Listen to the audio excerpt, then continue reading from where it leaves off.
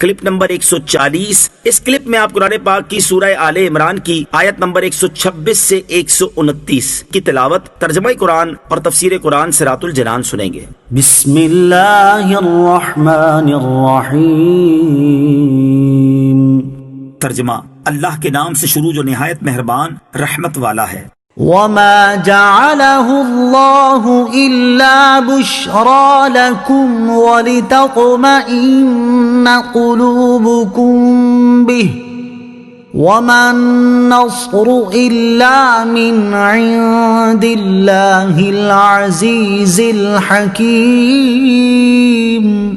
ترجمہ، اور اللہ نے اس امداد کو صرف تمہاری خوشی کے لیے کیا اور اس لیے کہ اس سے تمہارے دلوں کو چین ملے، اور مدد صرف اللہ کی طرف سے ہوتی ہے جو زبردست ہے، حکمت والا ہے۔ وما جعلہ اللہ الا بشرا لکم، اور اللہ نے اس امداد کو صرف تمہاری خوشی کے لیے کیا۔ فرمایا گیا کہ اللہ تعالیٰ نے فرشتوں کو اتار کر جو تمہاری مدد فرمائی وہ صرف تمہاری خوشی کے لیے کی، اور اس لیے کہ اس سے تمہارے دلوں کو اطمینان نصیب ہو اور دشمن کی کثرت اور اپنی قلت سے تمہیں پریشانی اور بے قراری نہ ہو۔ مسلمانوں کو ویسے ہی یہ بات یاد رکھنی چاہیے کہ حقیقی مدد اسباب سے نہیں بلکہ اللہ عز و جل کی طرف سے ہوتی ہے، لہٰذا چاہیے کہ بندہ صرف اسباب پر نہیں بلکہ مسبب الاسباب پر نظر رکھے اور اسی پر توکل کرے۔ صحابہ کرام رضی اللہ تعالی عنہم کی عظمت اس آیت سے بھی معلوم ہوا کہ صحابہ کرام علیہم رضوان کی خوشی اللہ تعالیٰ کو محبوب ہے کہ ان کی خوشی کے لیے ان کی مدد کی گئی۔ لِيَقْطَعَ طَرَفًا مِّنَ الَّذِينَ كَفَرُوا أَوْ يَكْبِتَهُمْ فَيَنقَلِبُوا خَائِبِينَ۔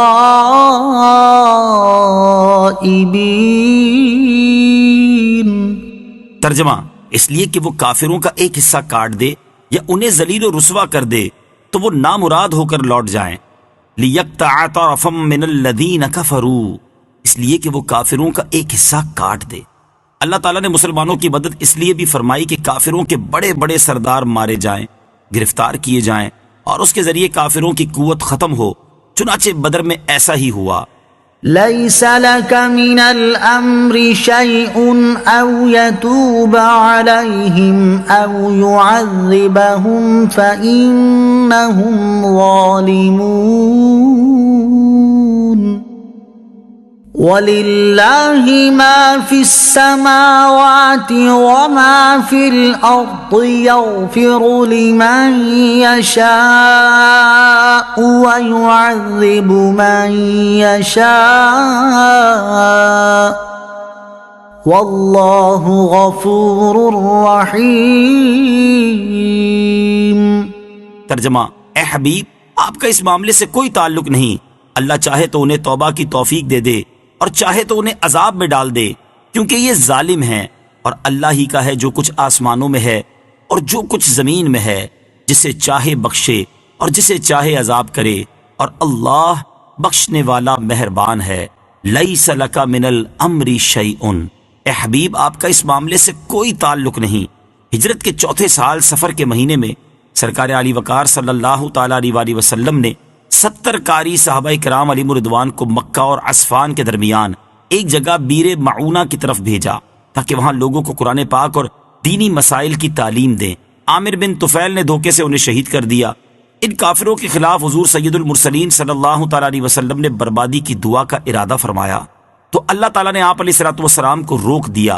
اس کے متعلق یہ آیت کریمہ اتری اور فرما دیا گیا کہ آپ علیہ الصلوۃ والسلام ان کے لیے کوئی دعا نہ کریں، ان کا معاملہ اللہ تعالیٰ پر چھوڑ دیں۔